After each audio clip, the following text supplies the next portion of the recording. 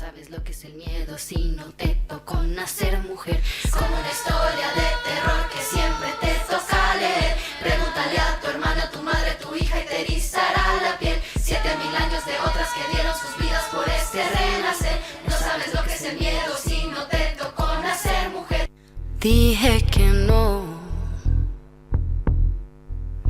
Me miras a los ojos y juras que... Bienvenidas y bienvenidos nuevamente a este su programa Nacer Mujer. Hoy tenemos un programa súper especial, un programa post-electoral. Estaremos analizando las elecciones generales desde una visión feminista, desde una visión de las mujeres. Cómo vemos la participación política de las mujeres, cómo vemos estas elecciones y qué esperamos para adelante las mujeres de estos actores políticos que hoy están en la palestra. Quiero dar la bienvenida a mis invitadas, tengo invitadas de lujo el día de hoy. Estoy con Wara Palacios, ella es antropóloga y milla activista desde las periferias y los márgenes. Bienvenida, Wara. Muchas gracias. Muchas gracias por estar aquí. Estoy también con Silvia Mejía, ella es abogada, defensora de derechos humanos y militante de Evo Pueblo. Silvita, bienvenida nuevamente al programa, es un gusto tenerte. Y también estamos con Camila Ugarte. Camila es bióloga y fue candidata a diputada por Alianza Popular. Cami, muchas gracias por estar aquí con nosotras, es un gustazo tenerlas a todas. Mujeres que han vivido y viven la política de diferentes formas, desde diferentes lugares, pero quisiera que con ustedes analicemos un poquito de cómo ven la política y cómo ven la participación de las mujeres. Bueno, primero saludarlas, ¿cómo están ustedes? ¿Cómo han vivido estas elecciones? ¿Cómo han visto estas elecciones? Bastante tensas, ¿no? Esta tensión no solo se siente como en el ambiente, sino en nuestros cuerpos. Al ser mujeres de periferia, mujeres militantes y mujeres con una posición clara, el hecho de que la derecha esté avanzando tanto te deja descompuesta, ¿no? Descompuesta, pero siempre con ganas de organizarse. En realidad con más ganas de organizarse y como nunca antes salir hacia adelante, ¿no? Así es. Silvita, ¿tú cómo has sentido estas elecciones? ¿Cómo te han dejado? Bueno, creo que hemos sido espectadores de un escenario de tragicomedia donde ha habido una ausencia del debate pro país, sino más bien ha sido un espectáculo respecto a una narrativa de una política ya desgastada, ¿no? de ofertas políticas que están desgastadas, que claramente responden no a intereses nacionales, sino a intereses extranjeros, y creo que la ciudadanía ha visto expectante, impotente, porque básicamente pienso que la mayoría no se ha sentido representado en esas candidaturas, ¿no? Ha habido una ausencia de ofertas innovadoras para estos nuevos tiempos en los cuales el mundo pues está desenvolviéndose, y estos nuevos escenarios donde ningún político ha tenido la capacidad de dar una propuesta materialmente posible a la población. Así es, vamos a ir viendo más adelante, paso a paso, cómo se ha llevado adelante estas elecciones, pero quiero que primero tengamos un pantallazo. Cami, vos que has sido candidata en estas elecciones, que has podido participar como candidata a diputada de Alianza Popular, ¿cómo has sentido estas elecciones? Sí, Wanda, sí, un gusto poder estar con ustedes, igual con la Lara, siempre me gusta venir aquí a los estudios. Terrible, ¿no? O sea, realmente han sido unas elecciones muy accidentadas en general, pero no, yo ahí creo que es importante entender estas elecciones como un síntoma de tiempo, en el momento político en el que se ha venido construyendo hasta ahora. Tú tienes una judicialización de la política atroz, estamos en un momento de desinstitucionalización también. Lo único que quedaba así colgando de la confianza de la gente era apenas el Tribunal Supremo Electoral, y digo apenas porque además estaba involucrado el vocal Tawichi en todo el caso consorcio, y es como que la única salida que había vía urnas a lo que estaba sucediendo, porque además tocaba, eran estas elecciones. Creo que es importante entenderlas también en ese sentido de tiempo político en el que estamos, cuál ha sido la mirada de las mujeres. Lamentablemente no ha habido una profundización de esa agenda feminista que viene trabajando hace tantos años en nuestro país, y por no ponerle feminista, ponle de los intereses, pero además las necesidades y las luchas de las mujeres en todo territorio y en todo contexto. No ha habido eso, y ha sido un momento en el que, ¿no?, nuevamente hemos visto este retroceso como solamente a los mínimos avances institucionales, ¿no?, como el tema de el que haya paridad, que si bien es un avance, pero se suponía que podíamos ir más allá. Entonces tienes así unas elecciones alborotadas con incertidumbre y que te dan encima unos resultados que caen muchos por sorpresa, y yo creo que más por el hecho de que Lara o Rodrigo Paz sean outsiders, es por cómo estábamos acostumbrados y acostumbradas a leer y a vivir la política en estos años en el país, ¿no? Hay mucho que hablar sobre estas elecciones y las sorpresas que nos han dado y cómo las hemos vivido. Yo quisiera que vayamos un poquito más atrás y hablemos de la participación política de las mujeres en las organizaciones políticas, ¿no? La semana pasada hablábamos con Luciana Jauregui. Ella con Oxfam ha trabajado un estudio muy interesante que es la paridad en tiempos de crisis, que nos han dado un análisis muy interesante, pero quiero rescatar un dato que ellas nos han dado en el siguiente gráfico, que ella dice, que el estudio dice que las mujeres en las organizaciones políticas, según su opinión en la encuesta que ellos hacían, ¿cuál es el lugar que ocupan las mujeres en sus organizaciones políticas? El 9,1% decía, solamente el 9,1% están en cargos de dirección, el 50% están en cargos en todos los niveles, el 40,9% está en cargos menores y el 0,0% están completamente excluidas. O sea, sí hay una inclusión, pero miren que solamente el 9% están en cargos directivos. O sea, podemos decir que esta exclusión de las mujeres y la participación viene desde las organizaciones políticas. No hemos podido ingresar o tener una participación desde las organizaciones. Guara, ¿tú cómo ves estos datos? Dice según su opinión, ¿no? Creo que es importante aclarar que sí ha habido un avance en cuanto a la participación de mujeres en la política, en ocupar espacios dentro de la asamblea, dentro del legislativo, etcétera. Y creo que sí es importante participar como mujeres o acompañar a nuestras compañeras. Sin embargo, yo creo que todo es estructural. Entonces no se puede analizar solo desde, perfecto, son 50%, son 70% de mujeres participando, pero realmente cuánta voz tienen estas mujeres dentro de estos espacios, ¿no? Cuánto de lo que dicen estas mujeres está siendo tomado en cuenta y cuánto de lo que dicen estas mujeres son criterios propios y conversados en comunidad, o son más bien imposiciones de sus compañeros o imposiciones de los que ocupan los cargos más altos, ¿no? Entonces no se trata solo de estadísticas y de decir que bien, que somos tantas, sino de realmente cuánto se toma en cuenta la perspectiva, y no vamos a hablar de mujeres como un homogéneo, sino de qué mujeres estamos hablando, ¿no? Estamos hablando de mujeres que, no sé, como la Yanine Áñez, que tiene ciertos privilegios, o estamos hablando como, por ejemplo, una gran exponente, la Domitila Chungara, pues son dos lados opuestos, ¿no? Sus opiniones son totalmente diferentes. Entonces no basta con ocupar asientos, sino con analizar las políticas, trabajarlas desde adentro y desde la estructura misma, ¿no?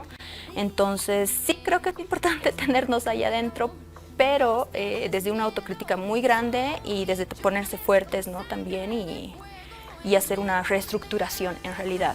Es decir, hay mujeres que no por el hecho de que están ejerciendo el poder necesariamente van a generar políticas en favor de las mujeres o van a tener políticas progresistas. Eso es totalmente cierto y lo hemos visto claramente con Janine. Y eso va ligado a la siguiente pregunta, y Silvita y también Camila, ustedes tal vez pueden ya complementar estas dos ideas. Una es la participación política de las mujeres en las organizaciones políticas, cómo sentimos que son nuestras organizaciones políticas en relación a nuestra participación, y ya una vez en el poder, ¿no? Cómo estamos viendo si realmente la participación política es por una cuota en el legislativo mayoritariamente, porque estos datos nos salían, ¿no? Que si bien hemos llegado al 50% en las asambleas legislativas, es porque está en la ley, pero no pasa lo mismo en los cargos ejecutivos. Por ejemplo, solamente el 6% de alcaldesas a nivel nacional ocupan cargos de alcaldesas, ¿no? Valga la redundancia. En estos cargos directivos, en estos cargos donde se toman decisiones, todavía es muy pequeño el lugar de las mujeres. Sí, como bien dices, Iguara también, la participación de las mujeres se reduce a solo ocupar el espacio, ¿no? Que por ley, y claro, como es un producto de una reivindicación históricamente reclamada, es una conquista, pues, ¿no? Que normativa e institucionalmente se haya reconocido. Pero sí creo que hay que avanzar hay que subir un peldaño más, en el sentido de que las mujeres que nos representan tienen que ser portadoras de nuestras agendas, y no hay mujeres que sean portadoras de las agendas de las mujeres, ¿no? Por lo menos yo no he visto que el debate se centre en estas agendas que desde la sociedad civil las mujeres van trabajando, ¿no? Todavía en el avance de los derechos y la consolidación de derechos, entendiendo que no es solamente el reconocimiento y la materialización de estas políticas para mujeres, sino que son desde la óptica de los derechos de las mujeres, ¿no es cierto?, para mejorar al conjunto de la sociedad en cuanto a políticas desde el Estado, ¿no? Entonces, creo que las mujeres como actoras dentro de las organizaciones políticas también se ven rebasadas, ¿no? Subutilizadas en alguna medida, porque el rol fundamental de las mujeres dentro de las organizaciones políticas es más restringido al mero activismo, ¿no? Ahí están las mujeres ocupadas de articular, de estar, ¿no?, organizando y demás, pero a la hora de construir propuesta, a la hora de construir pensamiento, ¿no es cierto?, articulado, transversalizado con la óptica desde la lectura de las mujeres sobre la realidad nacional, creo que ahí no se valora mucho, ¿no? O sea, se valora poco. Son muy pocas las organizaciones políticas que tienen esa apertura, ¿no? Lamentablemente las organizaciones políticas tradicionales, de las que ahora pienso que son las que están empujando ahora, ¿no?, para la segunda vuelta, tienen mucho de eso, ¿no? Que yo no escucho a los candidatos hablar desde la perspectiva de las mujeres, cómo es que pretenden administrar este país, ¿no? Donde la mayoría de las mujeres somos, pues, económicamente activas, ¿no? Y somos las que movemos la economía de mediana y pequeña escala, ¿no? Cami, ¿cómo tú has visto este proceso de elección al interior de la alianza en la que tú has sido parte, donde en última instancia ha sido la única candidata mujer, Mariana Prada, ¿no? ¿Cómo han elegido internamente? ¿Ha habido una democracia interna? ¿Ha habido una participación interna para elegir a estas candidatas? Porque, bueno, hay muchas mujeres muy representativas también que estaban viendo este proceso de Alianza Popular, ¿no? No, totalmente. Yo creo que por el tiempo de la campaña, por el tiempo de la organización política misma, ha sido, pues, un trabajo muy al final del tiempo. No tenía la estructura que tenía, por ejemplo, el instrumento político por la soberanía de los pueblos, el MAS, durante tantos años, donde también se ha venido reclamando mucho el tema de cómo se estaban construyendo las candidaturas y su representación. Entonces, eso hemos visto claramente cómo se ha venido heredando, y menos con menos tiempo, ¿no? Me parece que de todas maneras, Mariana Prado, Susana Bejarano y muchas compañeras, donde la mayor parte de las vocerías de Alianza Popular éramos mujeres, ¿no?, me incluyo, hemos tenido la apertura para poner muchos temas sobre la mesa. Ahora, yo creo que aquí en el análisis es importante entender de que no es, porque a veces como hablamos, la forma de la retórica en la que agarramos, parece que estamos hablando entre mujeres y hombres el problema es el sistema patriarcal, donde hay mujeres funcionales a sostener ese sistema de poder, y obviamente los hombres que salen más beneficiados, en algunos casos y en otros más oprimidos, tampoco lo identifican claramente, ¿no? Entonces yo creo que sí han habido muchas mujeres en la historia de nuestra representación parlamentaria que han hecho avances fuertes, no solamente en términos de proponer leyes, pero también en la propia construcción de nuestra Constitución. Cami, perdón un segundito, tu micrófono está fallando, creo que vamos a hacer un pequeño cambio, mientras vamos viendo estos bueno, creemos que ha sido poco tiempo para la organización, sí, vemos que prácticamente no ha habido participación en otros, yo no he visto mucha participación política, bueno, ha habido esta participación de Eva Copa, que al final se ha levantado y justamente ella aludiendo que ha vivido persecución política, y después he visto muy poca participación de mujeres, lamentablemente, y más en estos dos partidos políticos que han ganado las elecciones, ¿no? Y eso es algo que vamos a ver más adelante, porque es lo que nos llama muchísimo la atención. ¿Qué vamos a hacer para adelante? ¿Cómo vemos ahora la conformación de la nueva Asamblea Legislativa, la conformación de la nueva fuerza política, donde se ha visto muy poco la participación de mujeres, ¿no? Cami, después vamos a continuar contigo mientras resolvemos el tema de los micrófonos y vamos a complementar este análisis que tú estabas haciendo. Pero quisiera que pasemos a la siguiente imagen, que ya son los resultados de las elecciones generales. Ahí vemos los resultados de las elecciones generales. No sé, chicas, si logran verlo, pero estos son los resultados sin el voto nulo. Más adelante vamos a ver con el voto nulo, no se preocupen, pero ahí estamos, ¿no? El PDC con una mayoría, después está Libre. ¿Qué les ha significado a ustedes este fenómeno Lara, ¿no? O sea, ha sido una sorpresa ver al PDC como primera mayoría, ¿no? Realmente yo creo que no hay una sola persona en el Estado Plurinacional de Bolivia que nos haya sorprendido de estos datos, ¿no? Porque jamás se nos hubiera imaginado, porque estaba de cuarto, en algunas encuestas incluso de quinto, y que haya remontado de esta forma el PDC. Además, un partido, recordemos, Partido Demócrata Cristiano, estamos viendo un reciclaje de estos partidos de derecha con un tinte mucho más moralista, donde la religión es un factor fundamental. ¿Cómo ven ustedes al PDC en esta remontada electoral que nos ha dado la vuelta absolutamente a todos y desde una perspectiva del análisis de las mujeres del feminismo? Creo que sí ha sido una sorpresa, incluso para los mismos candidatos. Creo que ya se ha dicho bastante eso. Sin embargo, no es una coincidencia. Creo que sí, la gente está bastante cansada de muchas cosas y entre ellas se genera una confusión de adjudicarle todo al MAS y de adjudicarle todo a la izquierda o al socialismo sin tener una noción mínima de lo que puede significar un socialismo, de lo que puede significar el proceso de cambio en general, ¿no? Creo que es más bien una cuestión de odio, de ignorancia, de confusión, lo cual también es una cuestión de errores que se han cometido, ¿no? Y de ciertas cosas, por ejemplo, el hecho de no... Esta votación es resultado de no haber trabajado en la educación, en la politización de los jóvenes, de las jóvenes, etcétera, y de haberse ocupado más de una propaganda política en realidad, ¿no? Es preocupante, o sea, es sorpresa porque el PAS y el ARA ganaron, pero no era sorpresa porque teníamos casi claro que la derecha iba a repuntar estas elecciones por lo que acabo de decir, ¿no? Por una cuestión de odio. La gente votó con odio.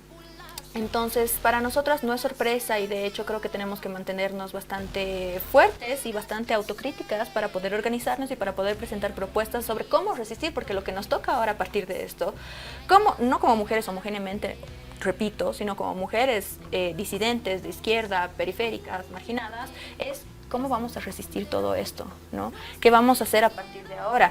Creo que las elecciones no son el único lugar donde se decide el destino de nuestro país. Son una instancia más, pero más allá de las elecciones tenemos que seguir haciendo un montón de cosas. Y decía que es preocupante porque las alucinaciones de Lara son, pero así, increíbles, ¿no? Desde cerrar la 348, o sea, de derogar la 348 hasta supuestamente denunciar al presidente si es que comete actos de corrupción. O sea, son delirios de una persona que ya tiene el poder en su cabeza y ni siquiera ha asumido el cargo. ¿Y qué podemos decir del PAS? Ambos... tanto el Tuto como el PAS y el Doria vienen de un pasado bastante neoliberal, bastante incongruente y bastante traicionero y violento con el pueblo, ¿no? Entonces, creo que no hay que esperar nada de ellos y más bien tomar la batuta desde las organizaciones sociales, desde las calles, desde el ir a comprar carne, desde cuando pagas tu alquiler, hablar con la dueña de casa y decirle... Las complicaciones que tienes en tu casa, hablar con tu casera, ¿no? Creo que tenemos que tomar el poder desde el pueblo, ¿no? Así es. Este nuevo panorama político nos mueve todo el tablero, ¿no? Nos mueve hacia dónde íbamos, teníamos una agenda política, teníamos una agenda desde las mujeres. No sé si será posible con este nuevo panorama político. Silvita, ¿tú cómo has visto esto? ¿Qué te dice este fenómeno Lara, como lo han llamado cotidianamente? Pues, como te decía al principio, es una tragicomedia, ¿no? Porque además es tan incongruente, porque precisamente la institución más desgastada, desacreditada que tenemos actualmente es pues la fuerza policial, ¿no? Y tener a una probable autoridad que salga de esa escuela, ¿no? A mí me pone la piel de gallina, ¿no? No precisamente por cómo es la persona como persona, sino por la formación que tiene, ¿no? Y esos sesgos, pues, que ahora demuestra siendo potencialmente vicepresidente, es el resultado de la formación de esas fuerzas represoras de la cual él ha salido, ¿no? Y bueno, y como tú decías, sí, estamos en un escenario donde hay partidos que han sido taxipartidos, ¿no? El PDC es un taxipartido, porque tiene candidatos de los distintos colores, edades y demás, ¿no? Y con distintas propuestas. Sin embargo, los dos candidatos tienen un elemento común, ¿no? Reivindica un Estado liberal, un Estado privatizador, uno más con un brazo social un poco más hacia esa tendencia, digamos, que vemos con el señor Paz, pero muy cargado de demagogia, ¿no? Y tenemos a un señor Tuto Quiroga, ¿no? Con un discurso bastante cargado de fascismo, ¿no? Y de ultraderecha, que bueno, igual, ¿no? Nos tiene en alerta. Sea quien gane, creo que es la sociedad, es la población la que va a tener que pelear en las calles, pelear en el buen sentido, ¿no? Estar seguramente haciendo sus agendas desde las calles y arrancándole al poder estatal cualquier intento de proscripción de sus derechos, ¿no? Porque, bueno, por lo menos para el movimiento popular, este tiempo ha sido de pérdidas en función a la restricción de los derechos políticos, de ser elegidos y además de elegir a nuestros candidatos, ¿no? Entonces, pero bueno, en este nuevo escenario vamos a ver que es el movimiento popular indígena que nuevamente seguramente se va a rearticular porque va a haber una necesidad de subsistencia ante un Estado que va a ser eminentemente represor de parte de cualquiera de los dos, de las dos fuerzas políticas que resulten ser ganadoras. Carmen, a tiempo de pedirte disculpas por el problema técnico y si quieres concluir un poquito con lo que estábamos hablando antes y también un poco tu análisis ante estos resultados que sorprenden y bueno, también ver que ha quedado la Alianza Popular con un 8% y el MAS con un 3% a punto de perder la sigla, ¿no? O sea, realmente el MAS y PSP no es ese MAS y PSP que durante los últimos 20 años ha liderizado todas las elecciones con más del 50%, ¿no? Ahora es un partido muy debilitado que prácticamente está desapareciendo. No, claro que sí. Bueno, se estaba hablando sobre a ver si la disputan en las subnacionales. Yo creo que hay que entender el MAS solamente como ese cascarón de sigla, ¿no? Del que ha sido apoderado, robado ilegítimamente, absolutamente, ¿no? Y eso hay responsables claros. Ahí vemos a quien fue su candidato como Eduardo del Castillo, vemos al propio presidente, Luis Arce, toda esta manipulación política que se ha hecho a través del sistema judicial, eso es obvio. Ahora, yo creo que, volviendo un poco a lo que hablábamos antes, ¿no? El tema del patriarcado como agenda a destruir, ¿no? Esa era la tarea histórica, ¿no? Ahí coincide los principios de una feminista esperemos urbana, digamos, y entran también las reivindicaciones de Domitila Chungara, que mencionaba War, ¿no? Que si bien nos engloba en la bandera del feminismo como tal, pero sí es una lucha antipatriarcal. Y eso se hace en todas las esferas y eso se disputa, pero esencialmente es eso, ¿no? Es una lucha, es un debate constante y es pues que cada mujer asume esa agenda como propia, ¿no? A mí me parece que un elemento muy importante que se ha puesto sobre la mesa en estas elecciones y no se le da suficiente espacio tiene que ver con la Agenda País, construida por diferentes organizaciones de mujeres, donde se hacen pues unos mínimos, ¿no? Básicos de empujar como agenda para las mujeres en este país. Mira, entrando un poco a lo que hablábamos sobre Lara y sobre Rodrigo Paz, tienes a Lara haciendo trabajo en TikTok, ¿no?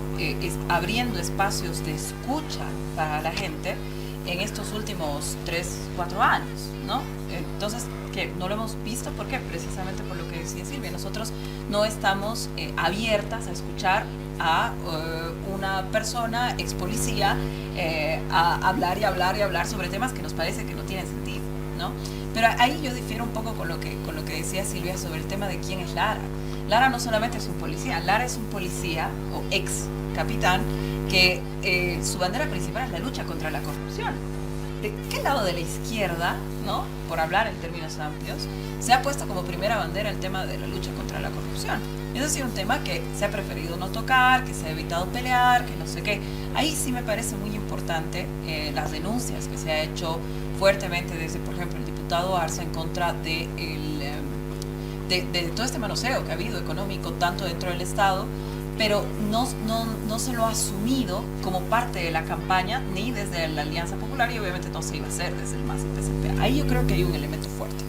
Pero además también es un tema de que el yugo de la corrupción viene acompañando al MAS y PSP porque es lo que la juventud ha visto en estos últimos 20 años, ¿no? Uno como militante, ¿no? De izquierda puede decir, no, pero se han asumido estos procesos y se ha trabajado de esta manera. Pero lo que ha quedado, ¿no? En el sentido común ha sido la corrupción atada desde el líder histórico, desde Evo Morales, hasta el último de sus diputados, ¿no? Y no importaba si eras Alianza, si eras Evo, si eras nulo, no importaba. Estábamos con ese peso, digamos, ¿no? De estas últimas décadas. Y yo creo que ahora, obviamente Tuto, ¿qué nos puede ofrecer Tuto? Tuto ahorita está mucho más en línea, y eso sí lo queremos analizar geopolíticamente, con Estados Unidos, con Israel, con medidas liberalizadoras, un país de propietarios, sino de, ¿qué se llama?, de proletarios. Él mismo lo ha mencionado, que es una locura, no porque seamos anticapitalistas, digamos, de recetas, sino porque en el país, desde el inicio de la República, la excusa que se ha utilizado para expropiar tierras a las comunidades campesinas y para destruir el tejido social ha sido precisamente el entregar la propiedad individual, ¿no? Lo vemos desde Simón Bolívar, lo vemos hasta con Melgarejo y mucho más adelante. Entonces, ahora, en estos tiempos en los que tú tienes un empuje de la derecha tan fuerte, ¿no? Que te genera escenarios como los de Bolsonaro, Trump, te genera Bukeles en el espectro político, nosotros necesitamos espabilar sobre eso, ¿no? Como izquierda.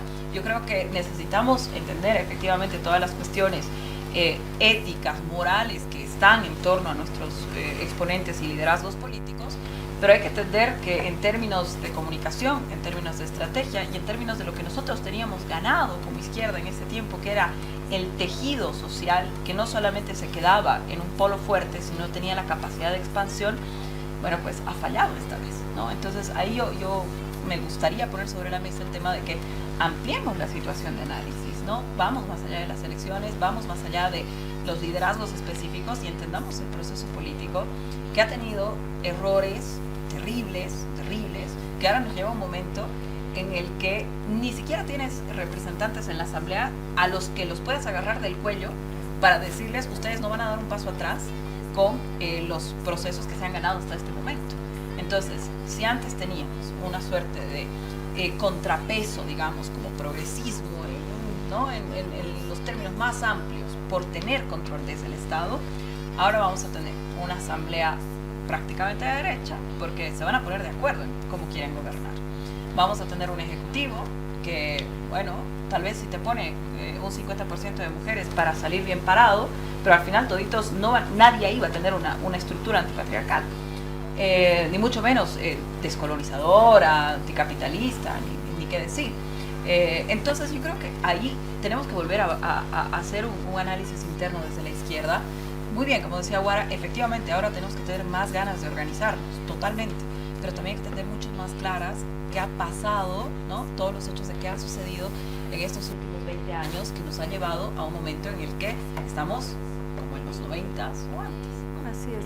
Sí, yo tomo muy nota de todo lo que ustedes están diciendo porque me parece importantísimo y quisiera que veamos la próxima imagen donde sí están los resultados del nulo y blanco, que es el panorama real, yo creo es el panorama real de los resultados electorales, porque ahora nosotros decimos ya no tenemos participación de la izquierda en la Asamblea Legislativa, ya no hay participación, pero ¿por qué no hay participación de la izquierda? Es porque nos han proscrito, ¿no? Eso hay que tenerlo totalmente claro, hay que decirlo de frente. Ha habido una proscripción, una persecución política, sistemática, judicial, en contra del movimiento popular, en contra de un sector que ha tenido que acudir al voto nulo y blanco. Y esta imagen que nos da,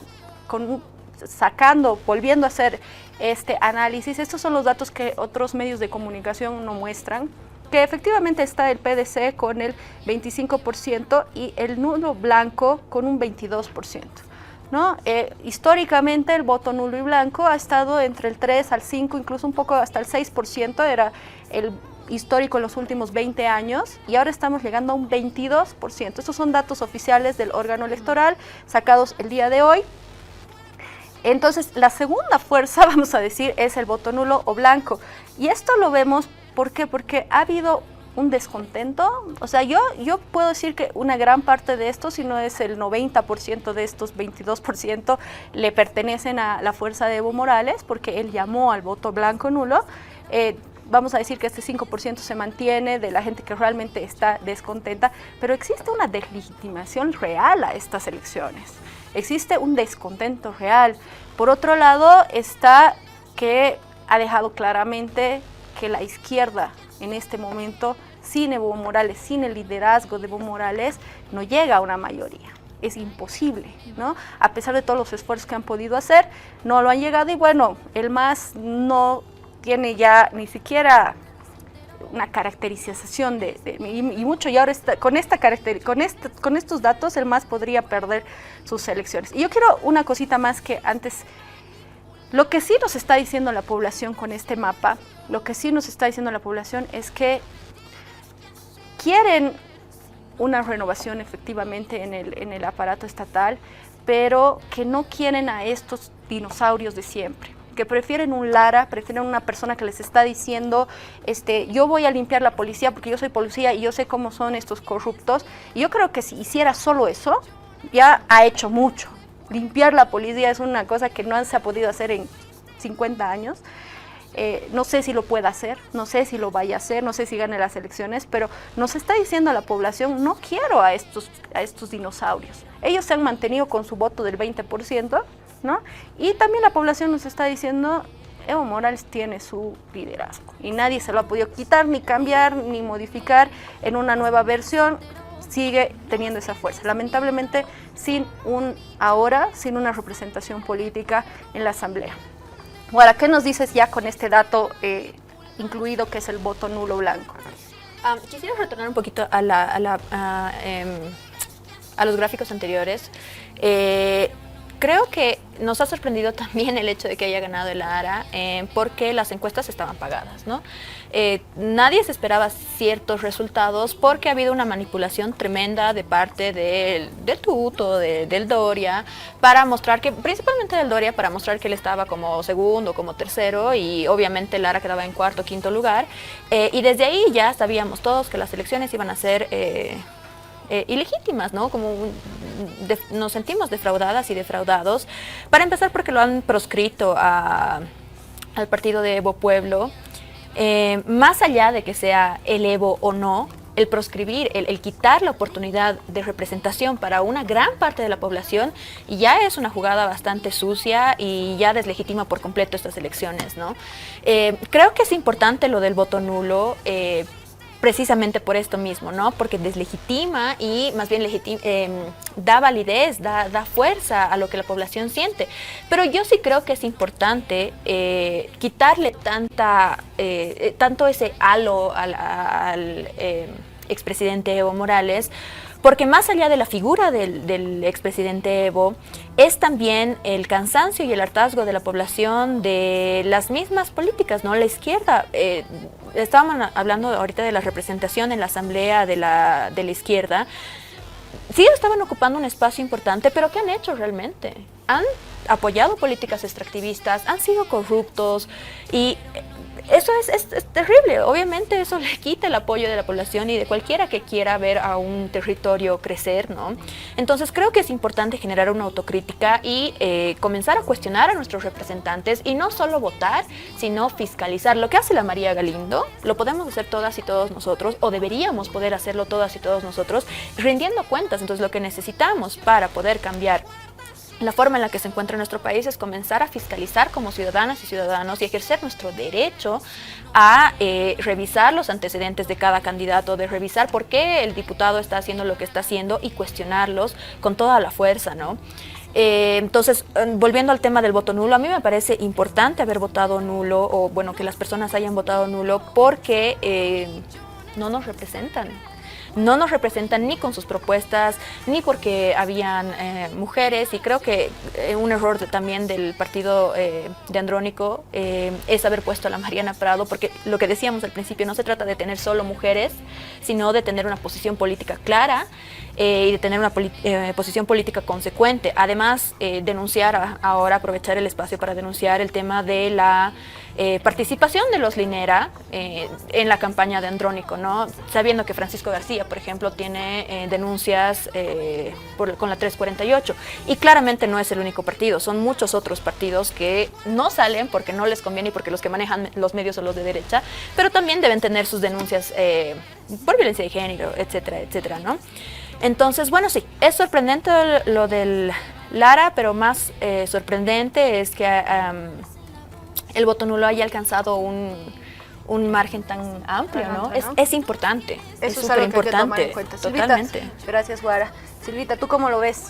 Bueno, el voto nulo es yo diría que 1,5 millones de personas han votado. 1.513.086 personas. Ese 1,5 millones y más de personas han votado defendiendo su dignidad, ¿no? Y defendiendo también la verdad, ¿no? Porque desde inicio sabíamos que esto es un proceso electoral que ha nacido amañado y ha culminado amañado, ¿no? Yo no me creo que yo puedo, ¿no es cierto?, apreciar de que han manipulado incluso los resultados, ¿no? O sea, no, que nadie nos diga que no ha sido así, ¿no? Pero bueno, ellos, el poder del Estado ha tenido pues ahí unos aliados importantes, ¿no? El voto nulo refleja, a mi entender, también ese voto de resistencia, ¿no? Ese voto de la gente que sabe que en este nuevo escenario, en este nuevo ciclo, se va a tener que defender los derechos desde las calles, porque los representantes en la Asamblea Legislativa no son garantía, ¿no es cierto?, de velar por los intereses de la mayoría de la población. Y eso lo hemos visto en esta Asamblea Legislativa, ¿no?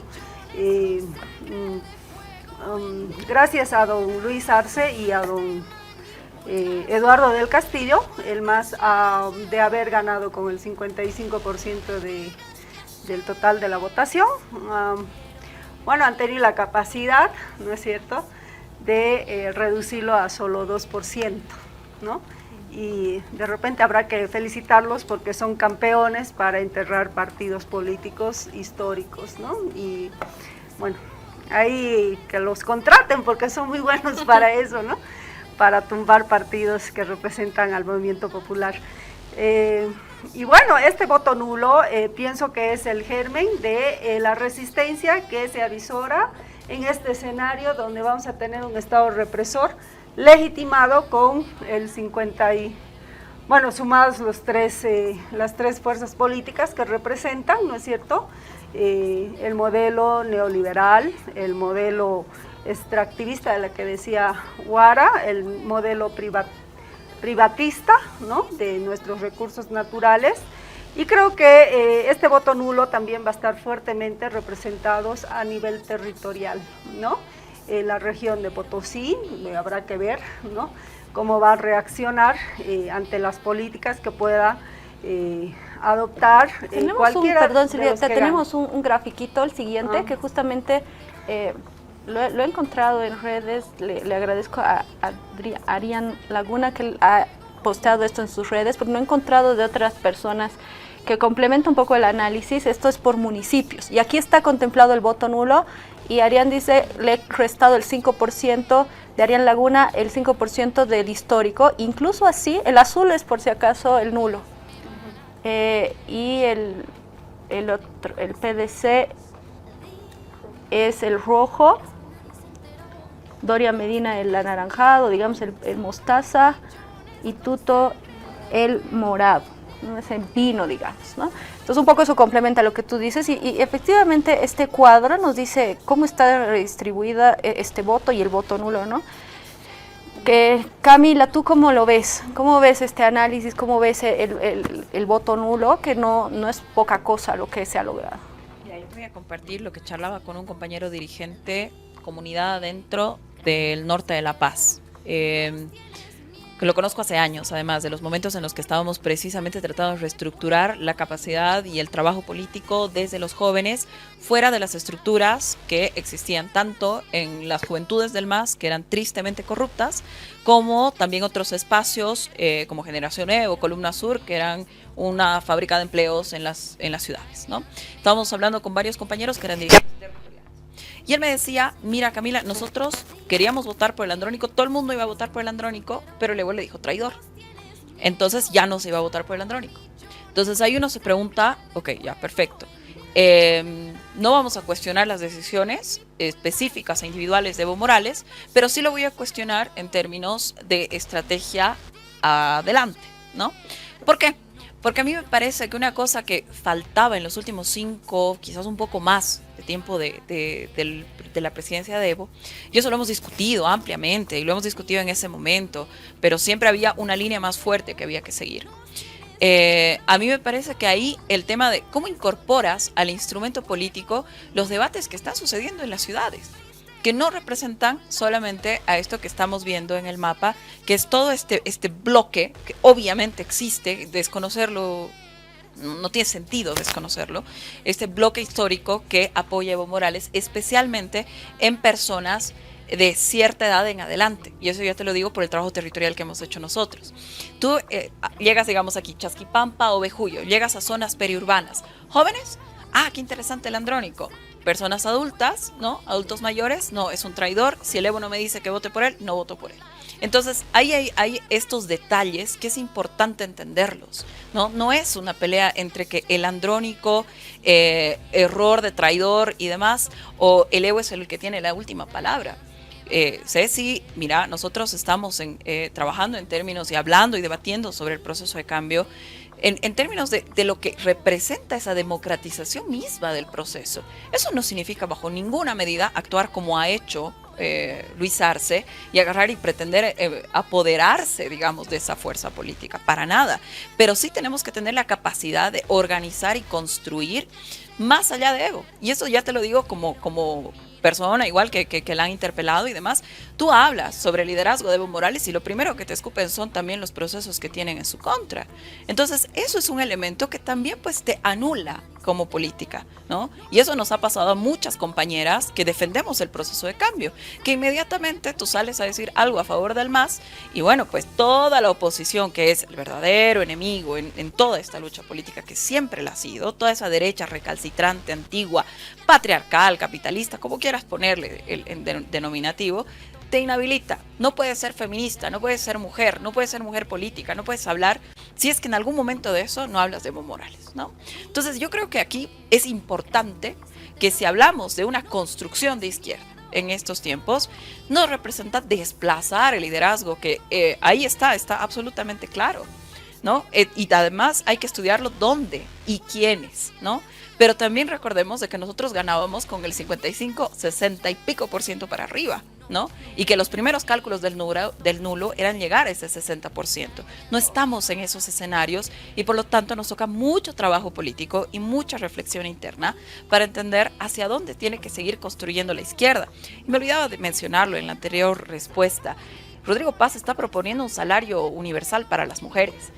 Te está hablando de política de cuidados. Ahorita, ¿qué es lo que está en la frontera de la discusión feminista en Latinoamérica? Es precisamente que el Estado se haga cargo del trabajo de cuidados de que sea, del que, bueno, pues encarnan las mujeres. ¿Dónde ha quedado el debate de la izquierda aquí? ¿Dónde han quedado los liderazgos históricos al debatir estos temas que están ahí? Y que tu oposición, siendo un tipo de derecha, centro, entre grandes comillas, te lo pone sobre la mesa, ¿no? Entonces yo creo que ahí hay que empezar a dar la vuelta a la discusión de lo que estamos debatiendo, especialmente entre todas las facciones de izquierdas amplias que hay, ¿no?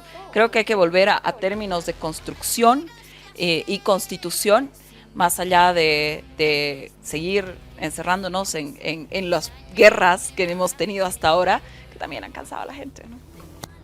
Muchísimas gracias. Ha quedado pendiente mucho debate, muchas cosas por debatir.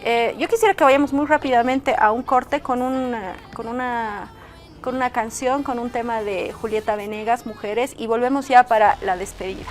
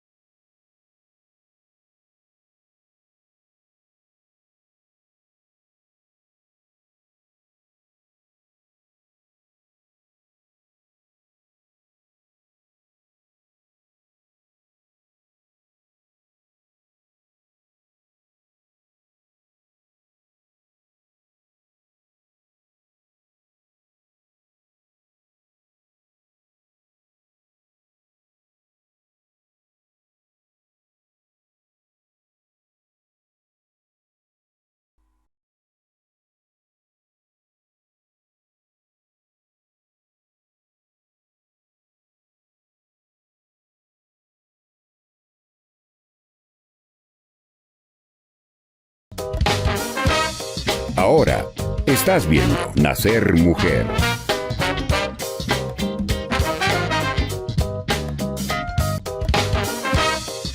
Continúas viendo Nacer Mujer.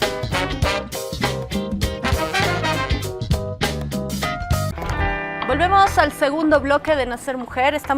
Hemos debatido ampliamente cómo han sido estas elecciones desde una visión de las mujeres, desde diferentes perspectivas, y realmente quiero agradecer a tres mujeres magníficas, Guara, Silvia y Camila. Gracias por estar acá. Las quiero comprometer para volver porque nos hemos quedado pendientes. Yo aquí tenía el plan de gobierno de los dos que van a ir a segunda vuelta y no lo hemos podido ver a detalle por el tiempo, porque realmente no quería cortarlas porque sé que todo lo que ustedes han dicho ha sido muy importante, pero quiero comprometerlas para una segunda jornada, si se animan, para debatir esto, porque es justamente lo que decía, están pidiendo capacitación laboral, están dando salario universal, o sea, ¿dónde el tema de cuidados? ¿Dónde queda nuestra agenda política para adelante? Entonces, les pido por favor muy breve, una despedida muy cortita y un saludo a todas las mujeres que nos están viendo y un poco de esperanza para ver cómo nos vamos a rearticular para adelante. Cortito, por favor, Guara. Dos cosas para decir. La primera, por favor, investiguemos o compartamos o seamos curiosas. Para mí lo que está pasando tiene que ver con un entroque patriarcal, ¿no? Como cuando llegaron los colonizadores y sí, habían un montón de opresiones sobre nosotras y nosotros, pero al final de cuentas hubo un pacto entre hombres sobre los cuerpos de las mujeres y es algo que está pasando ahora mismo con todos los candidatos. Es un error de la izquierda no plantear justamente lo que decían las compañeras, cosas que son importantes para el pueblo, ¿no? Y finalmente el voto nulo puede ser un arma de doble filo si es que no nos organizamos después de votar. Lo que tenemos que hacer es organizarnos después de haber votado nulo y continuar con la lucha, ¿no? Bueno, yo agradecer y también convocar a la reflexión y a prepararnos, porque estamos en un escenario donde las fuerzas políticas que están por administrar este Estado nos están planteando la reforma a la Constitución. Y creo que va a ser la fuerza popular, la fuerza desde las calles, quienes van a definir los condicionamientos para entrar en ese debate. Y ahí tenemos que estar organizadas para defender nuestros derechos y para seguir arrancándole al patriarcado nuestros derechos que aún están pendientes. Gracias, Carlos. Rapidito, unidad y reconstrucción es el camino para empezar a debatir esto y hacerlo todo con memoria. Hoy estamos a medio siglo del inicio de la dictadura de Banzer y tenemos a quien fue su vicepresidente como candidato a presidente de nuestro país. Imagínate, realmente nos ha faltado mucho en el trabajo de memoria, de recuperación, pero además en la capacidad de soñar. Y yo creo que ahora, dentro de todo esto que estamos viviendo, es el momento de que la izquierda, quien se autodenominan, militan desde este lugar, jalen mucho más allá, ¿no? Necesitamos jalar mucho más allá del debate que hemos visto hasta este momento, incorporar otros temas y realmente ver la complejidad de la vida en el país como lo que es y no como lo que quisiéramos que sea. Muchas gracias, chicas, ha sido un gustazo, ha sido un programa de lujo. Nos vemos la próxima semana aquí en Avia Yala Televisión en su programa Nacer Mujer. Tengo alas en la voz, dime, ¿crees que nadie se enteró? Nos tienes miedo, somos millones. Lo que es el miedo si no te tocó nacer mujer. Como una historia de terror que siempre te toca leer. Pregúntale a tu hermana, a tu madre, a tu hija y te erizará la piel. 7000 años de otras que dieron sus vidas.